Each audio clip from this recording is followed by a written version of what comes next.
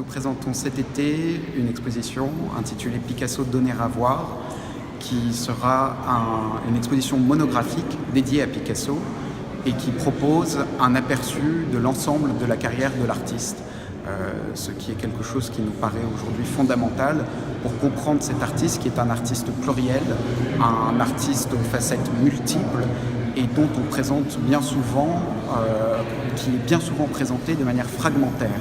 Et là, ce qui nous semblait intéressant, important, c'était de montrer la pluralité des styles. Donc c'est une exposition feu d'artifice qui réunit l'ensemble des techniques que Picasso a découvertes ou bien même inventées, comme par exemple le collage ou bien qu'il a expérimenté comme le ready-made ou la céramique. Et donc l'exposition se structure autour de 14 moments clés qui sont des moments de redéfinition, des moments de mutation où Picasso invente, découvre quelque chose de nouveau sans pour autant abandonner ses découvertes précédentes. Et ces moments sont donc construits autour d'œuvres extrêmement hétérogènes qui pourtant ont été exécutées dans un laps de temps restreint.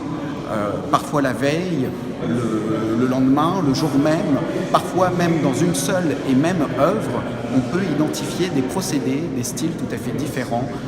Évidemment, il y a bien sûr ce binarisme entre cubisme et classicisme, mais Picasso, c'est bien plus que cela. Toute sa vie, il a continué à expérimenter, à inventer des vocabulaires nouveaux, et cette exposition est donc une espèce de synthèse de l'ensemble de ces vocabulaires.